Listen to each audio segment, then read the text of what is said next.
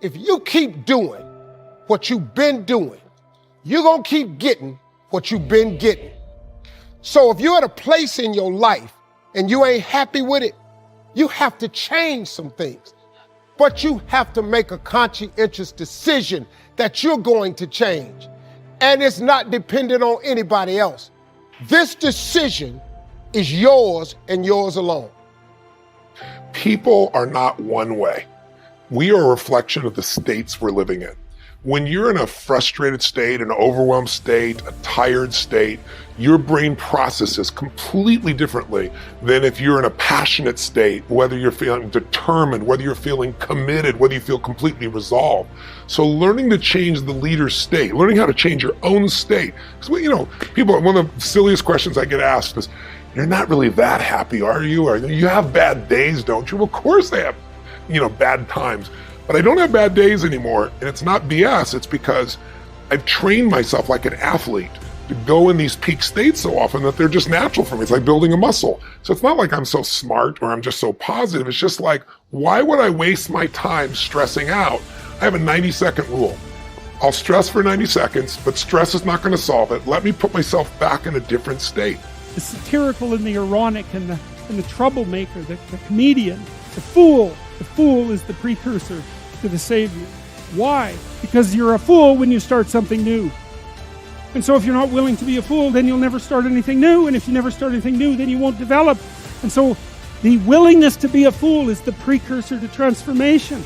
And that's the same as humility. And so if you're going to write your destiny, you can do a bad first job. You're going to get smarter as you move forward. That's the thing, is that so something beckons to you. That's what happens here. Maybe the star that Geppetto wished on was the wrong damn star, but at least it was a star, right? At least it was in the sky. At least it moved him forward. And so you say in your life, well, something grips you and fills you with interest. And you think, well, should I do that? And the answer is, if not that, then something. If you don't have a uniting narrative, a uniting story, a uniting ethos, you don't have an explanation for your existence in the world, and you don't have a direction.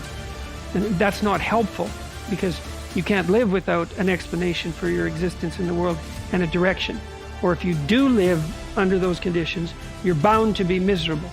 And the reason you're bound to be miserable is because, and I would say that this is technically true, that almost all the positive emotion that you're going to experience in your life is a consequence of pursuing valuable goals.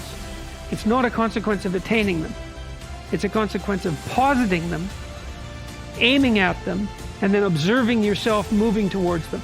And that the sense that accompanies that, and we know the neurobiology of this sense actually quite well, the sense of that is one of forward movement and engagement and meaning and accomplishment.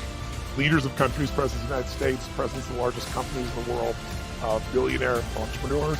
And I've had moms and dads and entertainers, Serena Williams in the sports field, Hugh Jackman, Pitbull, Usher, you name it. So the one thing they all have in common, I think, is they're hungry. And I know that sounds simplistic, but I believe that's the single most important element that separates the quality of people's lives. It's not just the ability to have hunger, but to sustain it. Hunger means that you want more. You want more of yourself. You want to make a bigger difference. You want to be a better parent. You want to do something more than there is today, and that you don't get satisfied.